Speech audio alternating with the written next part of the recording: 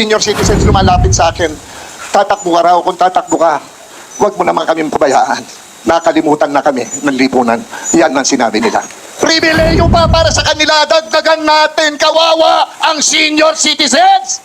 My heart goes to them. Alam nyo, pagka lumapit na sa inyo, gaganunin ka tapos tulungan mo kami. Suntok po sa puso ko yan. Hindi kaya ng dibdib ko yan.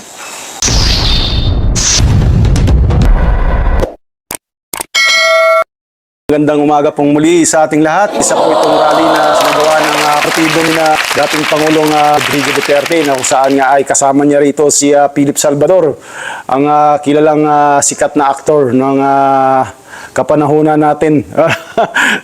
Ibig sabihin na matanda na tayo. First time kong mapanood itong si P na nagsasalita bilang isang kandidato. Tunghayan natin ang kanyang pagbahagi dito ng kanyang plataforma o pagsanib dito sa politika dahil first time niya itong maging kandidato ng senador. Nadinig nyo silang lahat magsalita. They're all brilliant. Palakpakan nyo naman ang slate ng PDP laban senatorials. Ang hina naman ang palakpak nyo. Alam ko, tutulungan nyo rin ito. At siyempre, ang maisod, ang makikipaglaban ng husto,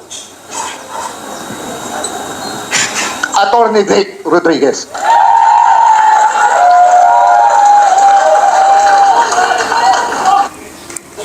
Ito yung mga kandidato na pinabili lang ng suka naging tumakbo na ng naging politiko na o tumakbo na sa politika. Ito yung sinasabi ni PBBM itong lineup na ito. So magandang pakinggan natin itong talumpati na ito ni Senatorial Bet Philip Salvador. Isa pa ang abogado, napakagaling na congressman, idolo ko. Kung saan nga pumunta yan, sinusundan ko. Kasi nakikita ko yung puso niya. Yung puso niya, nakikita mo, nararamdaman mo. Marcoleta. Ginagawa lang niya ang tama. Napakagaling na congressman at alam kong magiging mas magaling na senador, Rodante Marcoleta. Meron po kaming pastor. Ang pastor na best friend po ng ating former President Rodrigo Roa Duterte. Napanood nyo, narinig nyo ang kanyang advokasya. Alam nyo, nararamdaman nyo kung ano lahat ng mga sinasabi niya. Tandaan nyo po, tulungan natin si Pastor Apollo Kibuloy.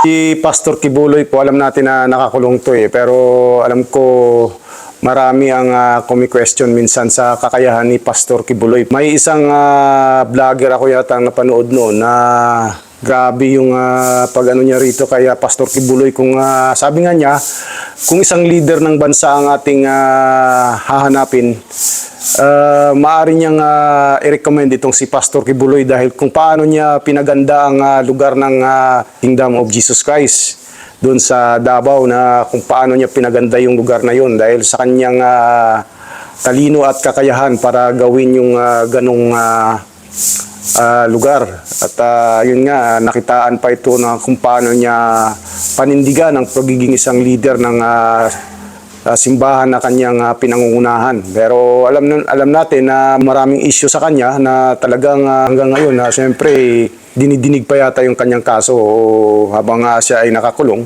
Sa dalawang magigiting na senador na re-electionist natin ngayon, itagaan nyo sa bato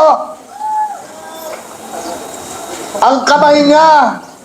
Kung nagkaroon man ng bahid ng dugo noon, dugo ito ng mga walang hiya, hindi ng mga matitinong tao. Yan, si Senador Bato de la Rosa. I love you, pare!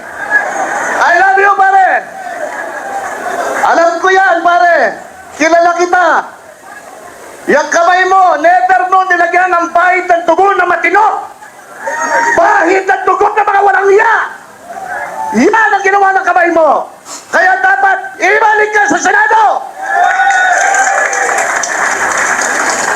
Ano ang numero nila? Jimmy Bondoc, number 10. Bato de la Rosa, 22. Rodante Marcoleta, 38. Raul Lambino, 34. Pastor Abono Kibuloy, 53. J.B. Hillo. Numero 30. Kabisado ko lahat ang mga numero nyo. And last but not the least, my best friend. Nagkakilala kami 2003. Naging magkaibigan kami. Unang araw ng kampanya, nung siya'y tumakbong unang beses bilang senador. Unang araw pa lang, sinamahan ko na siya. Hanggang ngayon, sinasamahan ko pa rin siya. Ganon ang tiwala ko sa kanya. Senador! Na ang tawag ng sambayanang Pilipino ay Mister! Na ang tanging bisyo ay ang mag! Kanina pa ako nakikinig. Ang pinag-uusapan yung tungkol sa suka. As a matter of fact po, kagabi nag-uusap kami mag-asawa, bakit ganon? Bakit ganon silang kabastos? Sabi ko, kaya nga ang sinamahan kong slate, yung walang bastos, yung mga taong magseservisyo ng totoo sa mga Pilipino. Ang hindi bilaban slate. Mahirap po itong pinasok ko. Alam niyo po, nagawa ko na po lahat sa buhay ko eh. Bilang artista, nagawa ko na po lahat yung gaganda pang...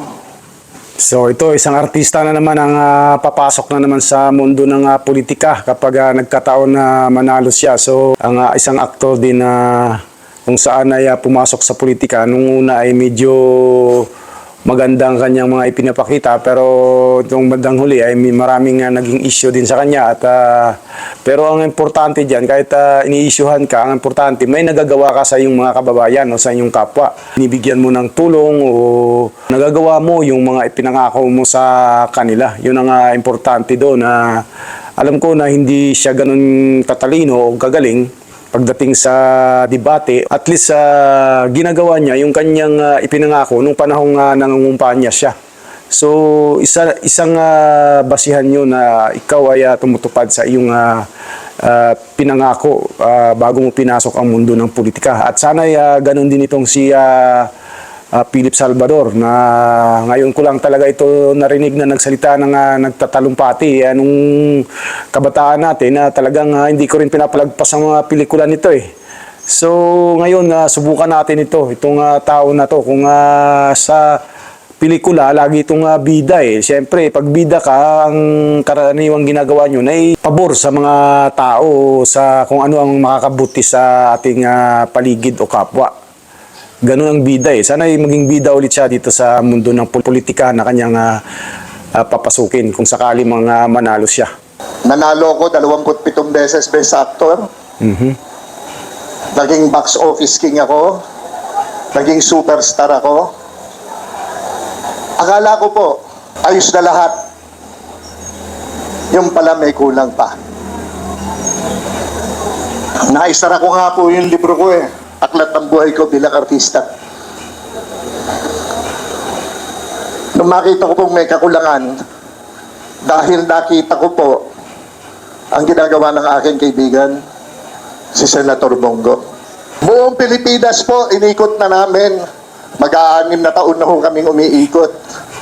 Sa katulutuluhan po ng Pilipinas, dulot-dulo. Narating ko na po dahil sinasamahan ko po si Senator Bongo kung paano ang pagsaserbisyo sa mga Pilipino. Yung totoong pagsaserbisyo.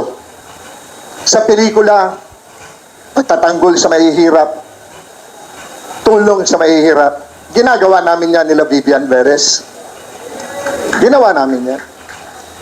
Pero ang realidad ay ito.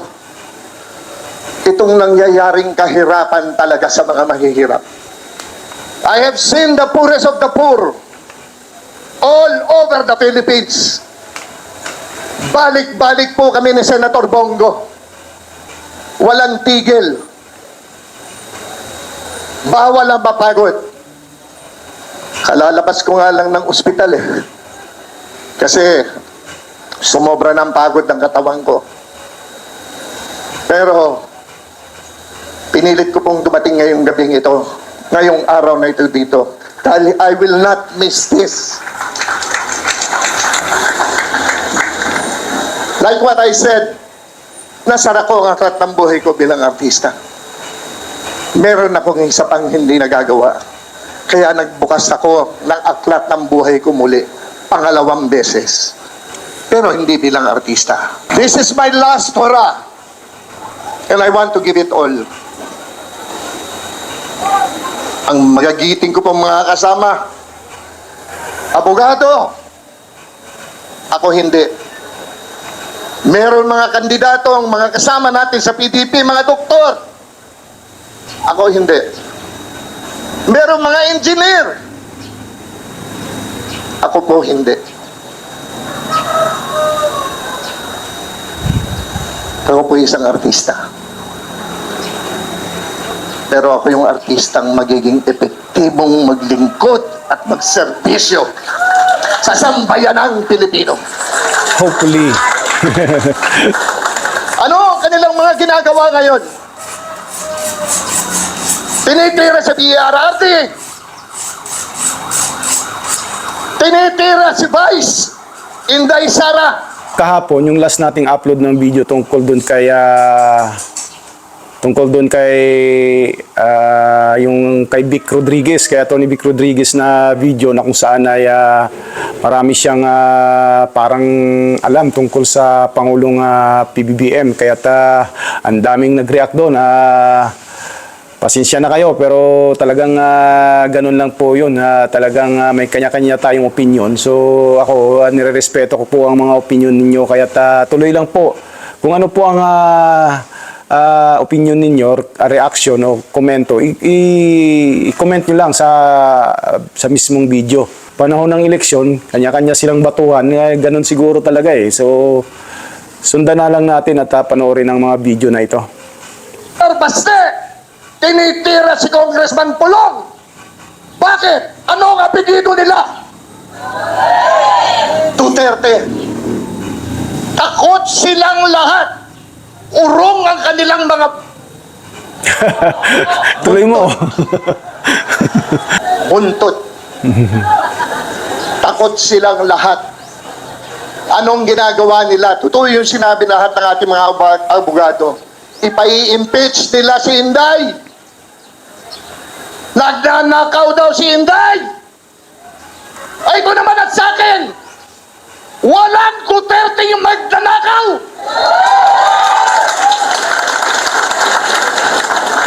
Kung haharap silang lahat sa salamin, alam nila sasabog yun, kaya ayaw nilang lahat humarap sa salamin. Alam nila kung sino ang mga magnanakaw at alam nilang sila yun. Bakit ganito nangyayari sa atin? Salamat. Bakit ganito nangyayari sa ating bansa? Pati nga ang West Philippine Sea, sinisisi pa ka PRRD.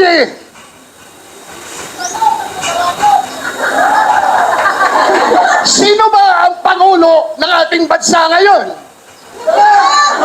Sino ba ang dapat mag-aruga sa mga Pilipino?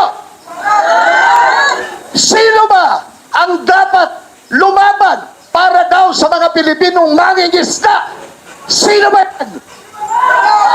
Bakit isinisisi kay former President Rodrigo Roa Duterte? Bakit?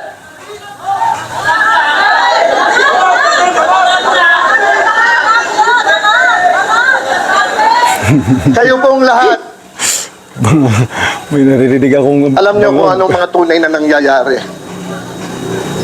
ngayon dito sa atin. Sabi nila, Bakit tatakbong senador yung Philip Salvador na yan? Ano bang alam niyan? Babaero lang yan. Sabi nila. Sabi ko noon yun,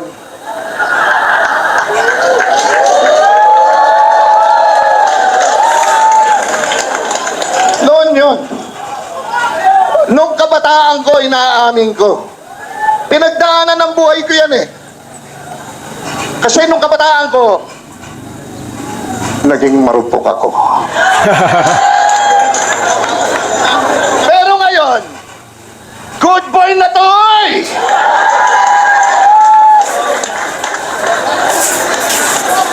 Uy, wala naman akong asip. Ikaw talaga, sobrang pagmamahal mo sa best friend mo. Hindi po. Kidding aside. Good boy na ako talaga ngayon. Totoo yan. Totoo yan. Totoo yan. Ito naman si Coco Naik, parang hindi naniniwala.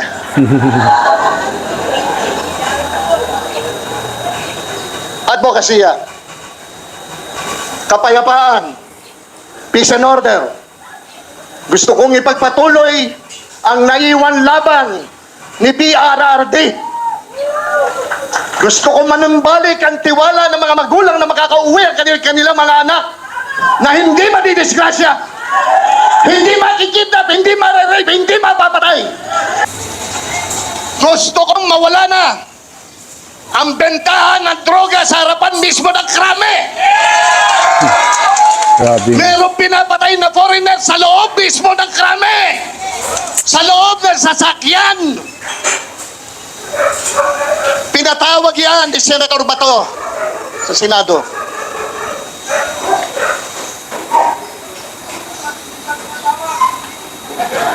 Tama ka dun. Advokasya. Trabaho para sa mga Pilipino. Ano makakagisnan ng mga anak natin? Ng mga magulang, umaasa lamang sa ayuda. Paano bang magsisipag mag-aral yung mga yan? Walang tamad na Pilipino! Oh, di ba? Kahit sila, aminado sila. Kasi nga, yung ayuda kasi, parang, yun. Simula nung dumating ako, nung mula ako ng, dating ko ng Pilipinas, mula sa abroad, nagulat ako, sunod-sunod yung mga pamimigay ng ayuda dito sa lugar namin. Sabi ko, saan ang gagaling ang pondo nito? Doon ako nagtataka eh, pero nung laman ko nung bandang huli, yun nga, budget ng DSWD, saka yung, sa, ano ba yung isa? Dalawang ahensya yung ng gobyerno ang pinanggagalingan ng pondo eh. Kaya't yun parang ang sarap na ng buhay ng mga tao ngayon dito sa amin. Parang laging may ayuda eh. Pero ang ano dyan, ang tanong dyan, baka umasa na lang ng umasa ang mga tao sa ayuda at hindi na magtatrabaho at tatama rin na. Ginagawa nila tayong tamad. Wala pong tamad na Pilipino. Kaya kailangan po talaga magkaroon tayo ng matibay na batas para magkaroon ng trabaho mga Pilipino. Sabi, gagawin daw 20 pesos ang kilo ng bigas.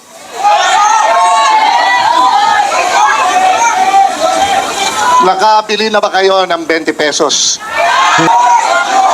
Sabi ni Sir, isang cup na kanin, 20 pesos. Tama ka doon. Tama ka doon. Tapos tinatawag kaming utusan lang na bumili ng suka. Senator Bato de la Rosa, Senator Bongo, bumibili ng suka. Inuutusan silang bumili ng suka. Attorney Hinlo, Attorney Jimmy Bondo, Attorney Vic Rodriguez, Attorney Lambino, Attorney Marcoleta. Parang insulto talaga yung ano niya eh. Grabing pang-insulto yung ginawa niya. Pinabili lang ng suka eh, naging politician na. Inuutusan lang bumili ng suka. Philip Salvador, artista. Pinabibili ko sa maid ko yung suka. Uy, masarap ang suka, lalo na sa yung lumpiang ubod, di ba? Oo, yun. Senior citizens, walang nagbanggit kanina. Nasa advocacy ako po yan. Lahat ng napuntahan namin ni Senator Bongo, yung mga senior citizens lumalapit sa akin. Tatakbo ka raw, kung tatakbo ka, huwag mo naman kaming pabayaan. Nakalimutan na kami ng lipunan. Yan ang sinabi nila.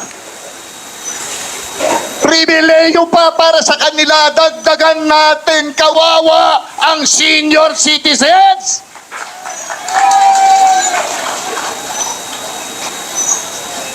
My heart goes to them. Alam niyo, pagka lumapit na sa inyo, gaganunin ka, tapos tulungan mo kami. Suntok po sa puso ko yan. Hindi kaya ng dibdib ko yan.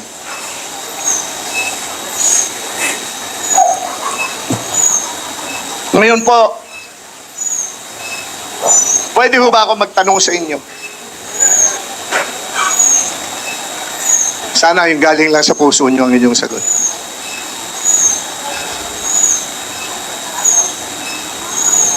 Mahal nyo ba tutulungan nyo si Jimmy Bondok? Mahal nyo ba tutulungan nyo si J.V. Hinlo? Mahal nyo ba tutulungan nyo si Vic Rodriguez? Mahal nyo ba tutulungan nyo si Raul Lambino? Mahal nyo ba tutulungan nyo ang aking idolo, Rodante Marcoleta?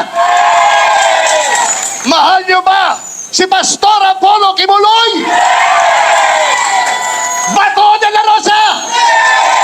Mr. Malasakit Bongo? Robin Padilla? Bahin na. Hindi ako papayag niya. Senador Robin Padilla!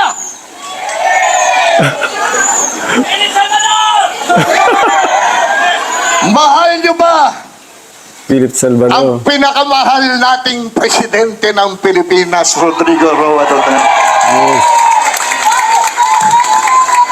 Lahat na lang mahal nyo. Paano ako? Pwede rin po ba akong humingi ng konting pagmamahal nyo at suporta?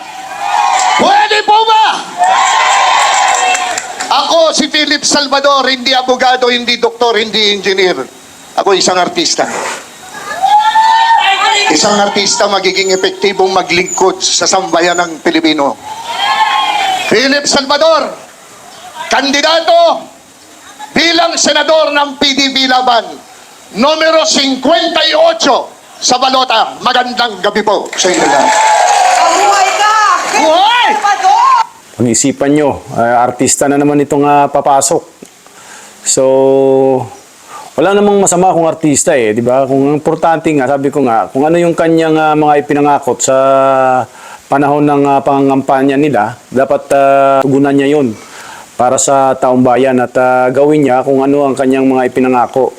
Kung tutusin, siyempre, ang mga yan, kaya naman nag-aambisyon din maging politician kasi nga parang sa akin marami na silang nagagawa din na mga pagtulong sa mga tao. So mas maganda kasi kapag nakaposisyon ka, madali na lang ang pagbibigay ng tulong sa mga kababayan natin, lalo na sa hindi lang sa isang lugar, sa kabuuan ng bansang Pilipinas. Yun ang magagawang ng isang politician o isang lalo na ang mga senador. So yun, kung nagustuhan mo itong video na ito, paki-share at paki-like na rin, at kung nais mong magbigay ng iyong opinion, komento, reaction, so i-comment lang sa comment section sa ibaba mismo ng video na ito. Hanggang sa muli, maraming salamat, mabuhay po kayo and God bless po sa ating lahat.